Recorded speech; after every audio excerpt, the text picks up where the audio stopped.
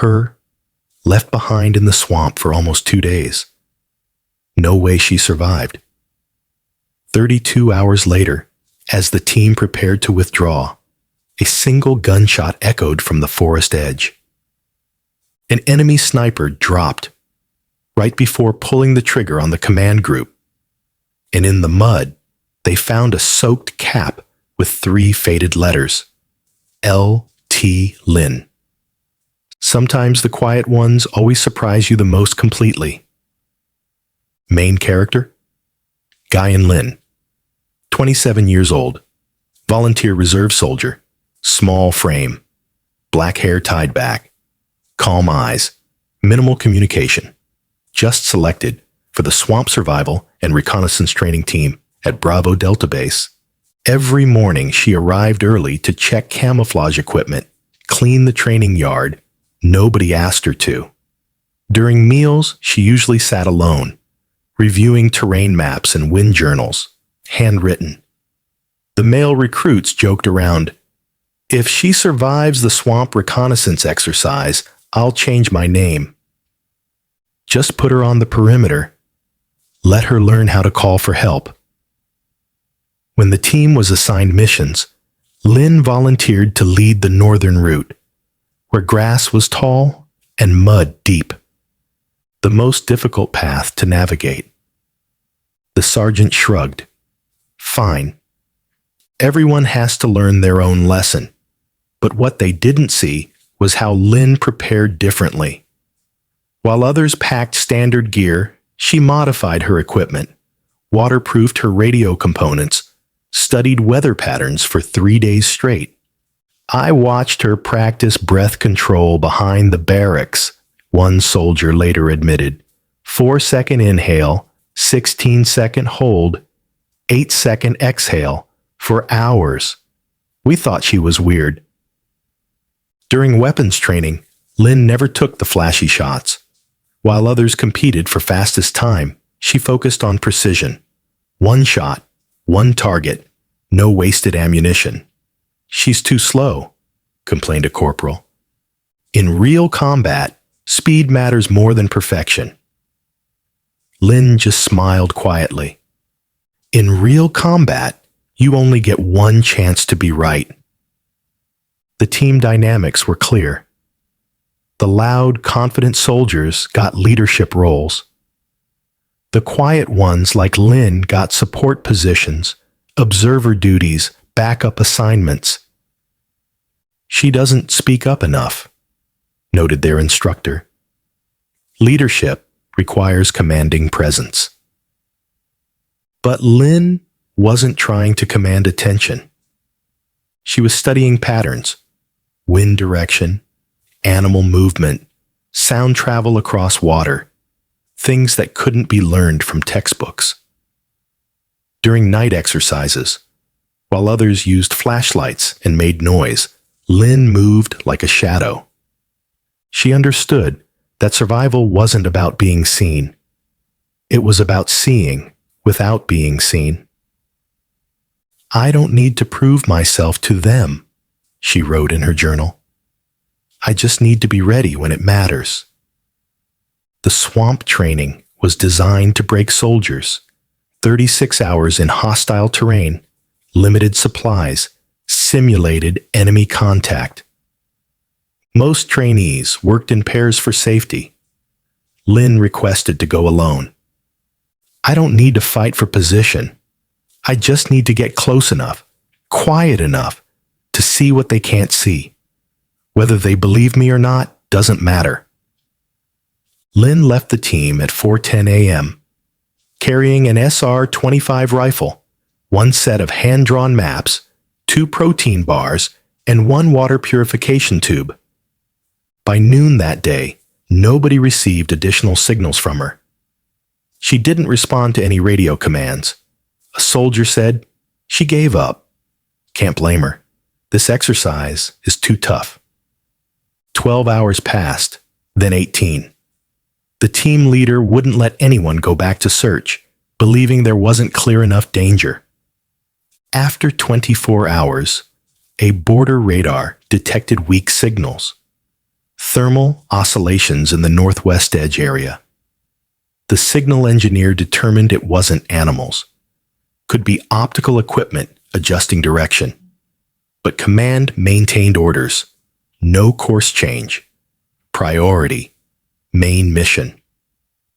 The entire team continued forward, nobody knowing they were being watched. What they didn't realize was that Lin had found the perfect position, a small rise in the swamp, hidden by thick reeds, with clear sight lines to 3 different approach routes. She'd been tracking movements since hour 6, footprints that didn't match their team, broken branches at wrong angles, disturbed water patterns that suggested surveillance. I saw them first, she later explained. 2 scouts, professional, not part of our exercise. They were mapping our movements, radioing coordinates to someone else. By hour 18, she'd identified the threat, a sniper team, positioned to intercept their extraction point. Real weapons, real intent. Her radio was working perfectly. She could have called for help, requested backup, asked for new orders. But any transmission would reveal her position. And her position was the only advantage they had. I had 2 choices, she reflected. Save myself by calling in, or save everyone by staying silent. She chose silence. Hour 24. The enemy sniper team moved into final position. Professional setup, ghillie suits, high-powered rifle, clear shots at the extraction zone. Lin calculated wind speed, distance, target movement patterns. She had one advantage. They didn't know she existed. Hour 30. Hunger, thirst, muscle cramps. Normal soldiers would have compromised by now, made noise, shifted position, given themselves away. Lin controlled her breathing, stayed motionless, waited. Hour 32. Her team finally reached the extraction point, walking directly into the kill zone. The enemy sniper acquired target. Index finger moved to the trigger. Lin had waited 32 hours for this moment. One shot. One chance to save her entire team. She didn't hesitate. I knew they thought I was lost, injured, or gave up. But I could see clearer than them. Every strange footprint in mud. Every branch break that didn't match wind direction. I didn't answer. Not because I couldn't hear, but because if I answered, my position would become the position where they'd be shot first. 32 hours since Lin disappeared, the team began packing up, preparing to end the training exercise. The moment the team leader stepped out of the forest edge, a muzzle flash sparked from the reed beds.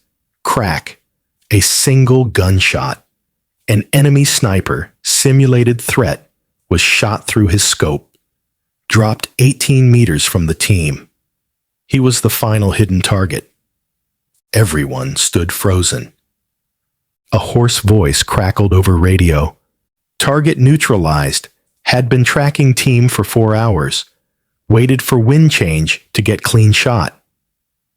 A medic ran toward the gunshot. Found Lin lying sideways, covered head to toe in mud, still maintaining firing position. The team leader approached, removed her cap, soaked through. Lin spoke quietly. I only had 1 round left, but 1 round was enough. She was taken back to base. In the report, nobody believed she held position for over 30 hours. No fire, no fresh water, no evacuation, but the evidence was undeniable. Video surveillance confirmed her position. Ballistics matched her weapon. The eliminated target was a real threat assessment, How did you know? Asked the base commander. Lin looked exhausted, but calm. I saw patterns that didn't belong, heard sounds that weren't natural. When you spend 30 hours listening to swamp, you learn what belongs and what doesn't. The investigation revealed the truth. The simulated enemy wasn't part of their exercise.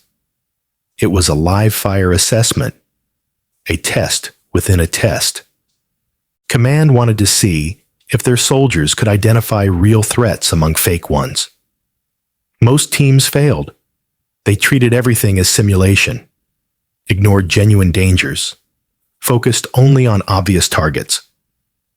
Lin was the only soldier who recognized the difference. She saved 8 lives, concluded the after-action report, without breaking radio silence, without compromising team position, without requesting backup. The team that had mocked her now stood at attention when she passed. They learned something important about judgment, about quiet competence, about the difference between confidence and arrogance. We thought she was weak because she didn't talk much, admitted the corporal. We thought loud meant strong. We were wrong. The base adopted new training protocols based on her methods: patience over speed, observation over action, precision over volume. She changed how we think about strength, noted their instructor. Real strength isn't about making noise. It's about making the shot that counts. But perhaps the most significant change was cultural. Soldiers stopped judging teammates by how much they spoke or how often they volunteered for attention. They learned to watch for different kinds of intelligence, different kinds of courage. Some people lead from the front, observed the base psychologist. Others lead by being exactly where they need to be, exactly when they need to be there. Lin's method became known as 32 to 1 inches. Training.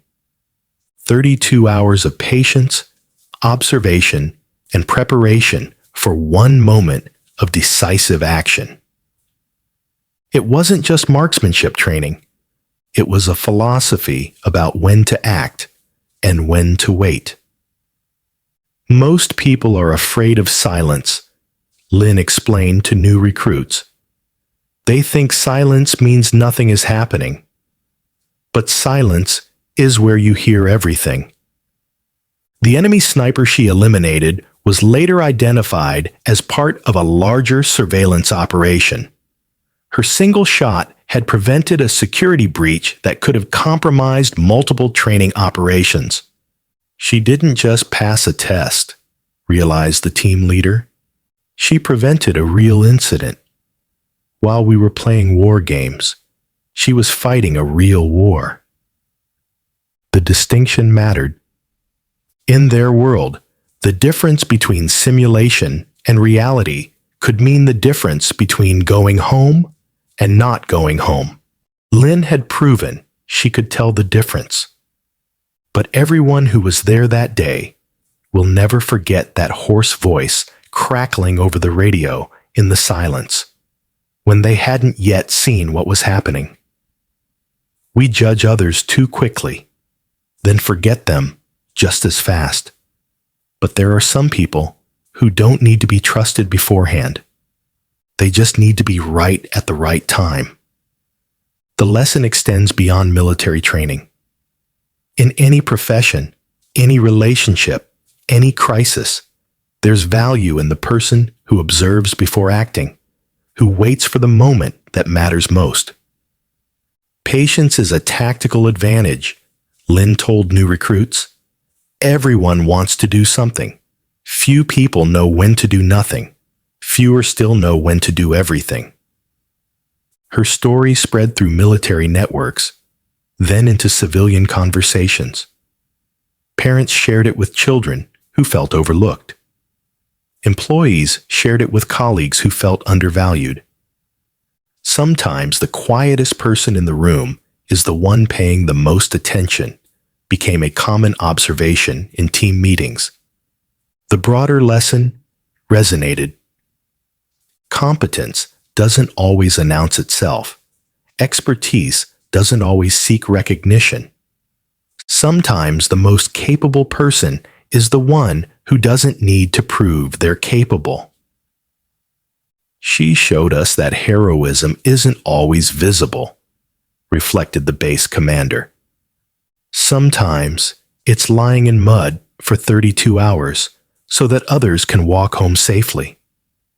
In a world obsessed with immediate results and constant communication, Lin represented something different: the power of patience, the wisdom of silence, the strength of being exactly where you need to be, exactly when you need to be there. If you believe in stories that touch the heart like this, leave a comment and don't forget to subscribe to Beyond True Stories. We tell the stories that shouldn't be forgotten, because sometimes a single shot from the person forgotten longest is the reason you're still alive. Real people are creating and telling stories, not mass-produced AI.